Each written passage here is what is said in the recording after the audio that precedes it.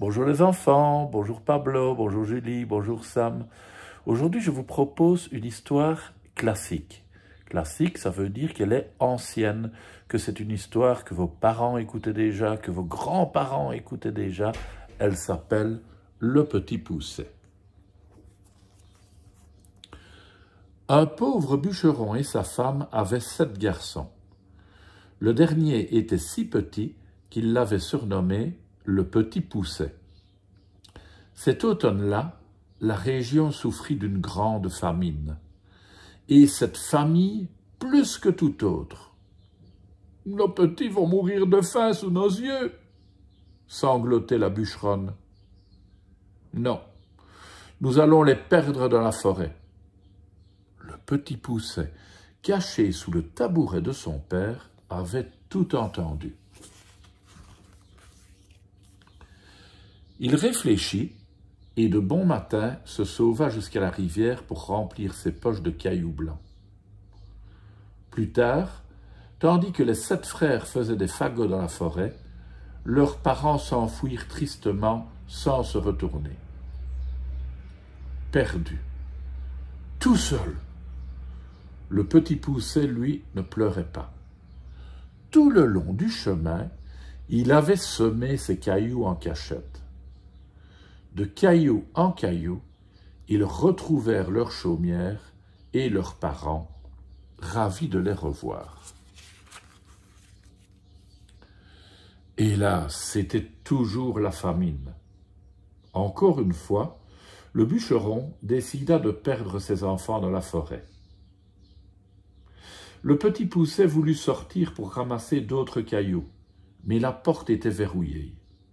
« Tant pis, j'ai mis étré du pain, se dit-il. » Mais le pain fut mangé par les oiseaux et les enfants se perdirent.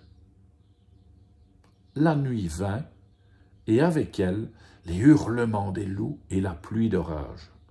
Le Petit Poucet grimpa en haut d'un arbre et aperçut une lumière. Ils sortirent de la forêt, retrouvèrent la lumière et la maison. Une femme leur ouvrit. « Nous sommes perdus, dit le Petit Poucet. Pouvez-vous nous abriter ?»« Pauvre garçon, dit la femme, vous êtes ici chez un ogre qui mange les petits enfants. »« Tant pis, madame, nous aimons mieux être mangés par l'ogre que par les loups. » La femme de l'ogre eut pitié d'eux. Elle leur servit la soupe près de la cheminée. Soudain, l'ogre entra. Vite! Sa femme coucha les 7 petits garçons dans la chambre de ses 7 filles, où il y avait un autre lit. Le Petit Poucet, rusé, s'empara des 7 couronnes d'or que les 7 petites ogresses portaient même en dormant. Il les posa sur la tête de ses frères et sur la sienne. « Cela sent la chair fraîche par ici !» cria l'ogre, entrant dans la chambre. Il vit les 2 lits occupés par 7 enfants. Il tâta les 7 têtes couronnées et il trancha les 7 têtes sans couronne. Au matin, l'ogre découvrit sa méprise et la fuite du Petit Poucet et de ses frères. « Vengeance, je les tuerai 2 fois !» Chaussé de ses bottes de 7 lieues, il se lança à leur poursuite. Dans la campagne, le Petit Poucet sentit la terre trembler. L'ogre approchait.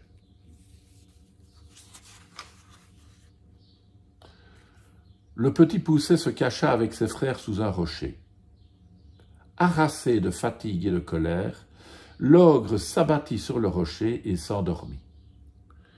Le Petit Poucet retira adroitement ses bottes de 7 lieues et les chaussa. Elles étaient magiques et s'adaptèrent parfaitement à ses pieds minuscules. On raconte que le Petit Poucet se rendit à toutes jambes chez la femme de l'ogre. « Votre mari est en danger. Des voleurs réclament une rançon, sinon ils l'égorgeront. » La brave femme crut cette histoire. L'ogre n'avait-il pas donné ses bottes au garçon pour rapporter au plus vite la rançon. On raconte encore que le petit Poucet se présenta devant le roi. « Sire, je suis le meilleur messager du royaume grâce aux bottes de 7 lieues. Payez-moi et je rapporte dès ce soir des nouvelles de votre armée à la frontière. » Le roi fut très content. Il l'engagea comme grand messager. Et pour les dames de la cour, il se fit facteur spécialisé dans les lettres d'amour. Le petit Poucet devint riche, très riche. Il sauva ses parents de la misère. Le bûcheron et la bûcheronne étaient fiers de lui. Il fit plus.